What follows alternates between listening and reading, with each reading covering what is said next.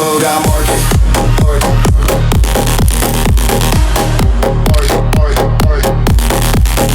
Hit that market.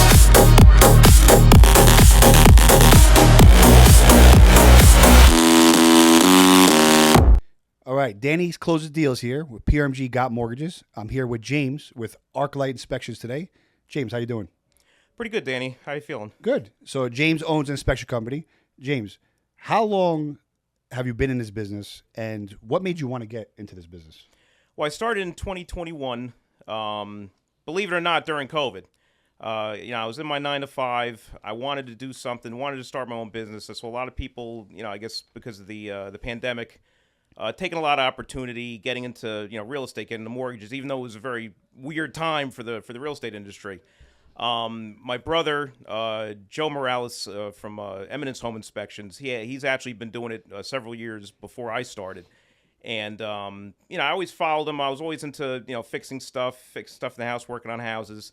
And, building science intrigued me. And believe it or not, I actually started doing radon testing first. Oh, wow. Got my radon license, and then I just rolled it into the home inspection, doing residential home inspections. And, I love it. I love the customer interaction. I love first-time home buyers, guiding them along the way of what to do and giving advice. And, it's something I really have a passion for. Yeah. So I got a couple questions. So, like, basically, obviously I'm a lender, and, inspections are a big part of the process of holding things up or delaying things. What is the number one issue or thing that happens when you do an inspection that somebody might walk away from a deal? Well, I'm going to tell you something. I'm going to tell you something right now. Your two biggest ticket item repairs, any kind of water intrusion issues with a home, and anything that's affecting the structure and the foundation. So, I'm a big believer in, anything can get fixed in the house. Sure. Anything can get renovated. If you have the money, you have the means, you have the capability, if you have, a good team doing the work, anything could be fixed or renovated. But then I also take into account the totality of the circumstances. And what I mean by that is, you can maybe have a foundation issue. Okay, cool. It can get fixed, whatever. You might have a water intrusion issue. Okay, cool. Do the fix, whatever. But when you have one thing stacked on top of the other, that's where it complicates things. If you have a major, just say water intrusion issue, but it's affecting things now with the foundation, ultimately affecting things with the overall structure of the home, that's where the big problem comes in. That's where a buyer has to kind of be honest with themselves and say, hey, am I biting off more than I can chew with this, or can I handle it? Yeah, and if maybe can they get some money back for this, or to help afford it, or exactly. if it's worth it for them at that point. Exactly. Is there anything you see in particular that sellers do that's maybe kind of shady or like that's common, that they try to hide, like an issue that you always see and you catch? One thing in particular, especially in basements that aren't finished. So if you have bare concrete block walls, they like to paint everything. They like to paint everything with a fresh coat of Just white paint. cover it up. Try and cover everything up. They'll try and patch some cracks. They'll try and do what they can. But everything with a fresh coat of paint, that's always a little bit of a red flag, and that's you kind of have to take an extra closer look, to see what they did, if they were hiding things, Also a big red flag too is if the seller is present and they're very chatty, they're very trying to distract you.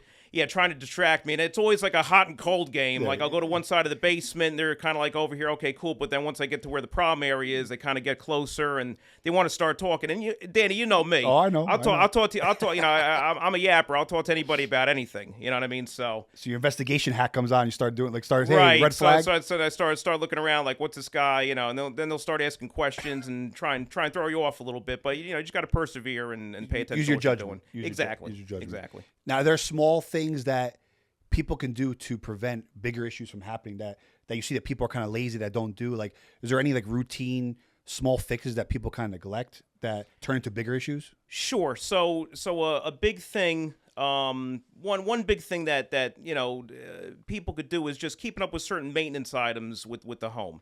One thing off the top of my head, clean your gutters. Clean your gutters. I mean the gutters they're for a reason. They're to drain water from your roof and get it away from the house.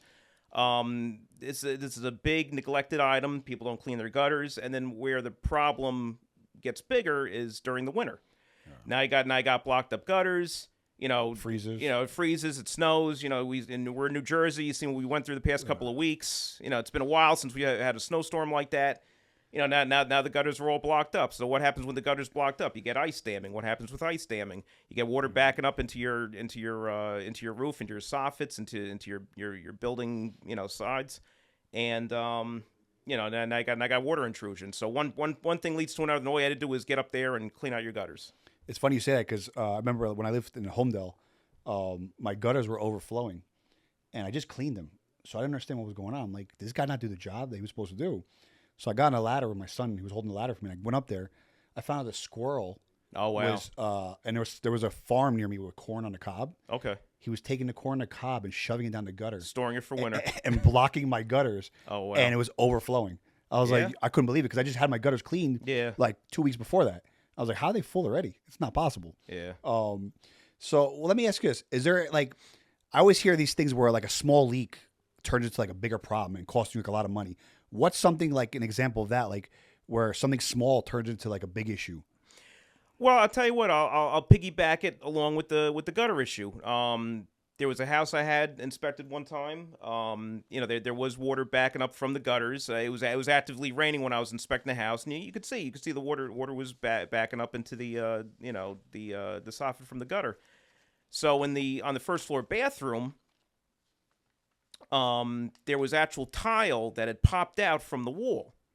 That tile popped out from the wall. You could see the framing members of the wall. Sure. Saturated. Oh my God. Saturated. Then when you went in the basement, it was getting into the basement. So once again, something so simple as cleaning the gutters could have prevented. Now I don't know what the buyer did, but that whole wall around that whole window was saturated. You have water intrusion. Who knows now? You have mold develop or fungus. You know what I mean? Sure. And then That's a bigger problem. Then you have water leaking into the basement. So it's one thing after another. And like I said, these are small maintenance items that a homeowner can just really do themselves. I mean, if you're weird about getting up on a ladder, you're afraid of heights, you got to shell out the money and pay somebody to do it. But these are some things, some maintenance items that you could do yourself to prevent bigger problems from happening. Sure, and obviously it's cheaper to pay someone to do it than to wait for the problem to happen. And now you could have just maintained it. Exactly. You would save a lot of money over the years. Exactly. What about? Is there anything like silly or to your thoughts stupid? Maybe not. I don't want to say stupid, but it's just like really ridiculous or silly that you saw a buyer walk away from a deal and like not get it because of something silly on the inspection? So I do a lot of radon testing. I had a customer one time. They did a radon test, and one thing I have to say, and this goes along with what the DEP and the EPA says. There's no safe level of radon. Radon, let me back up for a second. So radon is a colorless, odorless gas that is naturally occurring, and it results from the breakdown of rock and soil in the ground. Radon's everywhere. The problem is in the house situation, that gas finds its way into the house through cracks and imperfections in the foundation, and high levels of radon over time can cause, basically lung cancer. Sure. Radon's in every building, every house you've ever been in. We're breathing in radon right now. Low levels, safer levels, because there's no safe level of radon. Safer levels, not a big deal. It's the higher levels that you have to mitigate the house and correct them to lower levels. So anyway, circling back, so this lady was buying a house, real freaked out about radon. Fine, I get it, whatever. Some people get freaked out over lung cancer, skin cancer, whatever. Cancer's cancer. So get the house tested, and it came back not at a high level, but like a mid-range level, and you can get a mitigation system installed, and it'll lower the level even more, to a safer level. So I always give my customers a follow-up call. We go over the results, any recommendations, and I explained to her the results you had, was low to mid-range. I know radon's an issue, very important to you. You can't have a mitigation system installed to, lower it even further. She didn't want to hear it. She's like, no, I want zero.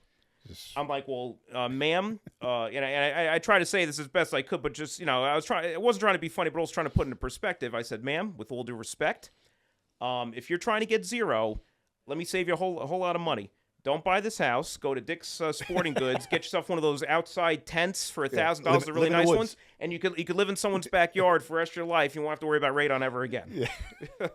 She just didn't get it. It's just And unfortunately, the deal fell through. And happens. I try to do the best I can to explain it and put it in perspective, but she felt the way she did about it. So So speaking of silly things, right?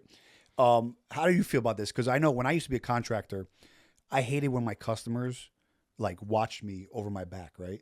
So when you do inspections, and give me your professional opinion, not like what you really believe. Do customers that are buying a home, should they be at the inspection with you, or should they not? Like, are they in the way, or should they see what's going on as you go through it?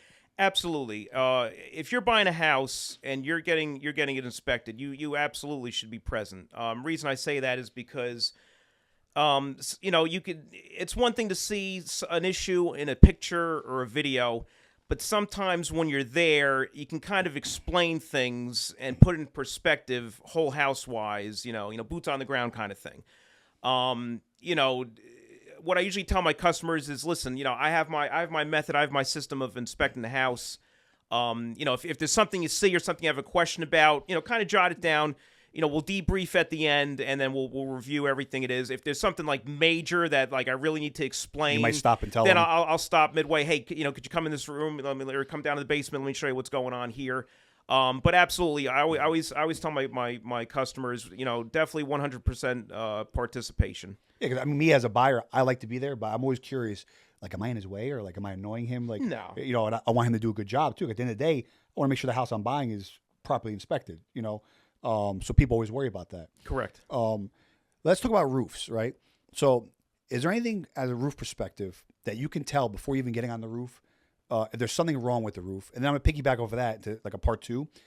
With all the snow that's not melting, does that affect your job to inspect roofs right now too?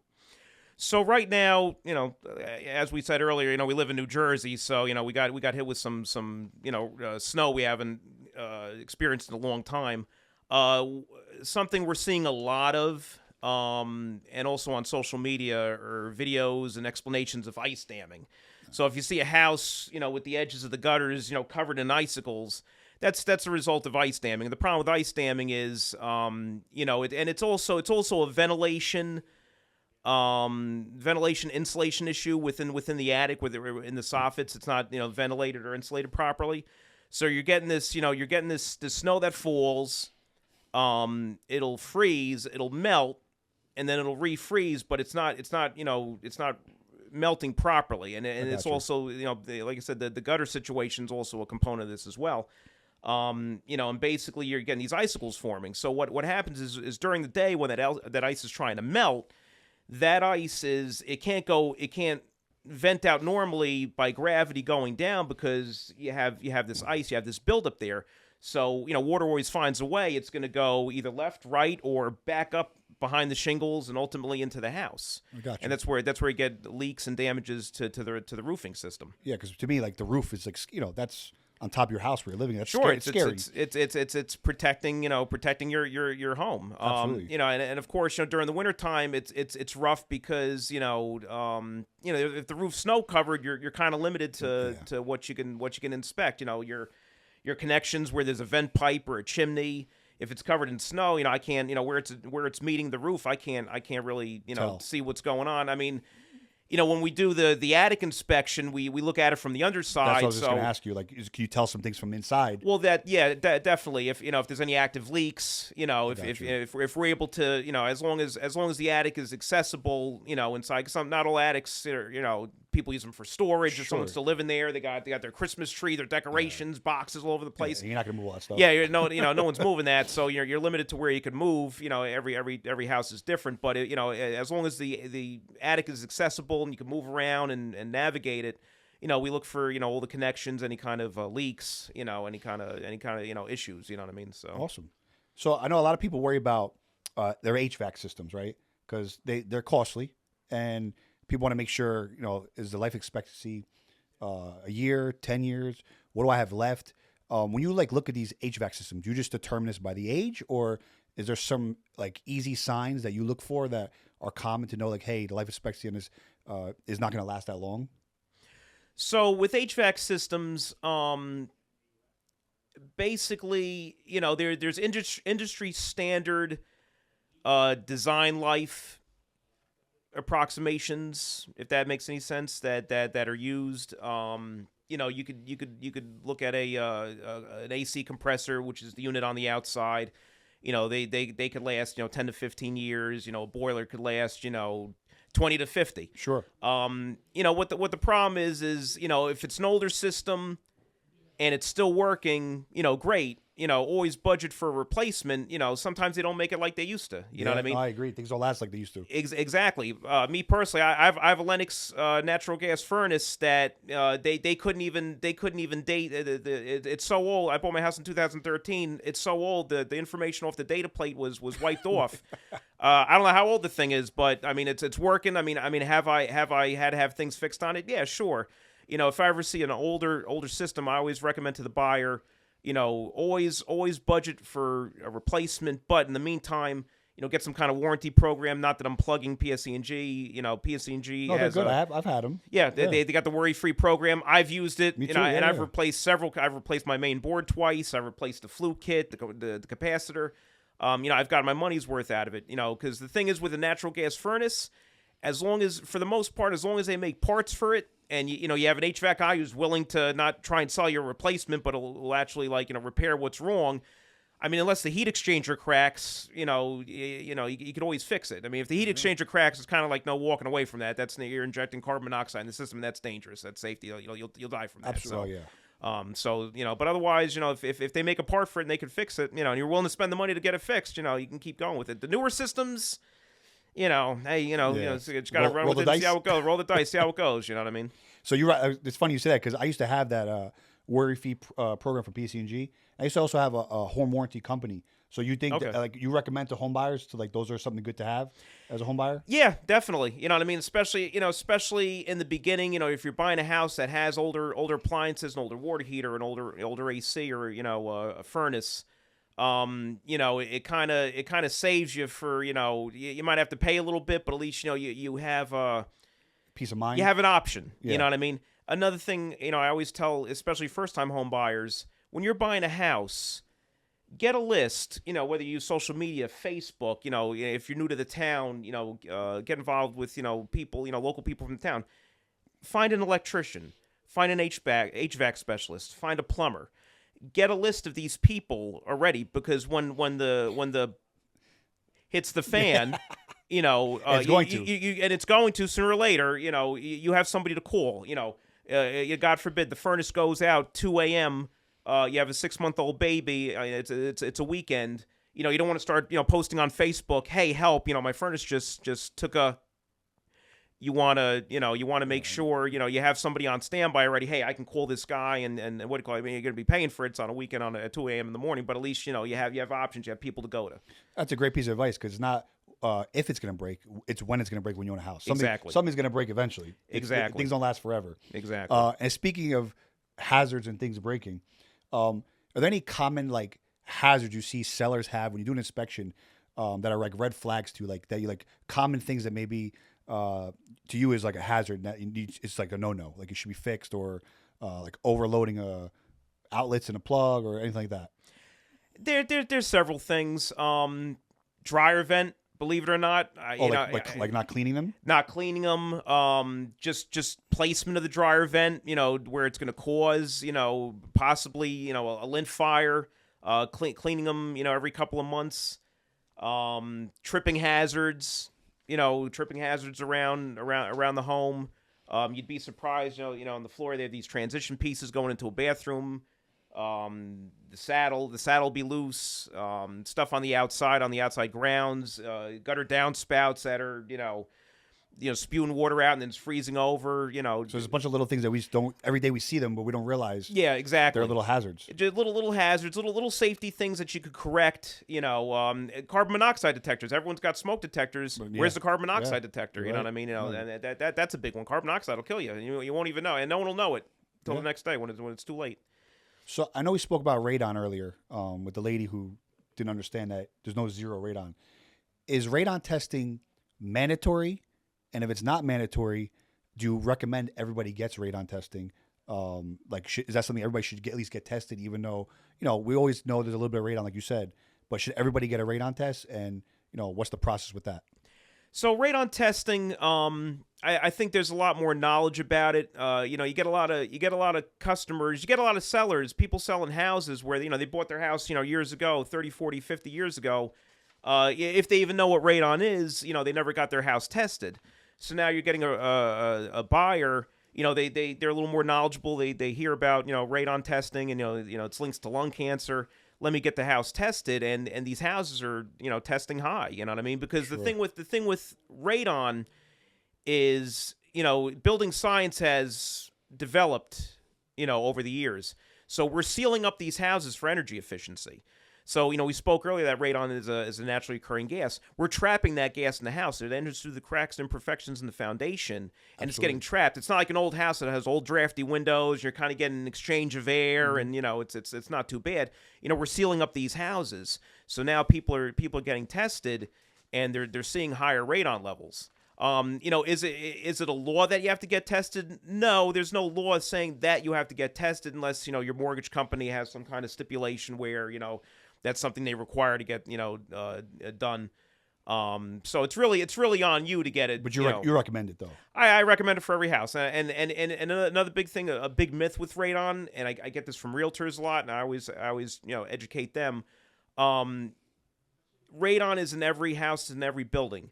Just because you don't have a basement doesn't mean that there's there's not a radon issue. If you're on a slab, if it's touching the ground, the potential is there, and you should definitely get a test. I've had plenty of houses that I've had a retest. I had mitigation systems installed on slab foundations, and I had to come back and retest and make sure they were you never lowered. know.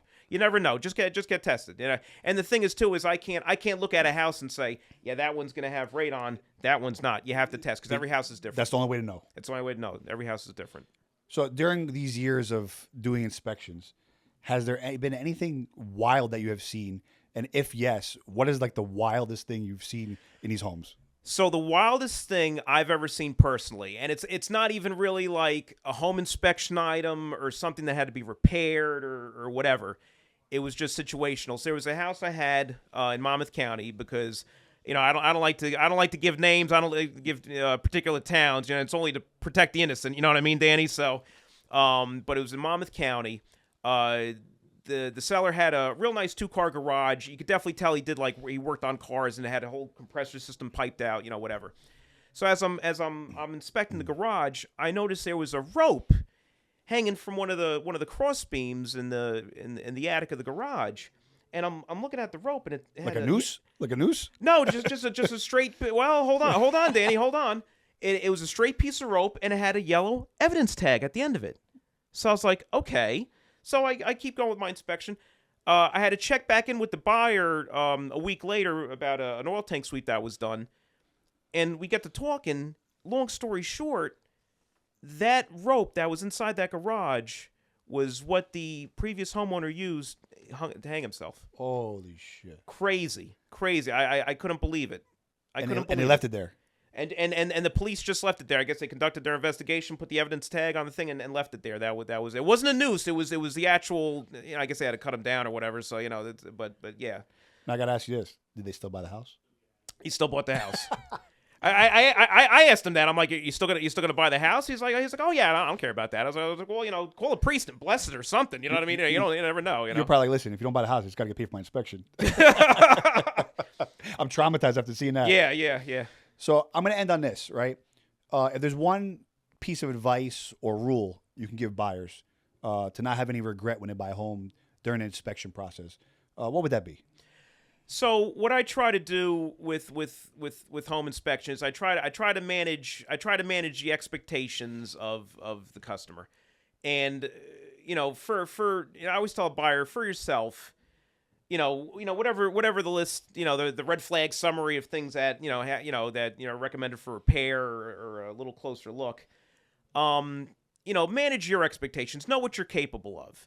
You know what I mean? If these repair, I don't know what anyone's financial situation is. I don't know what they plan down the road, 10 years from now, 20 years from now, start a family, whatever the deal is. You know, always think ahead.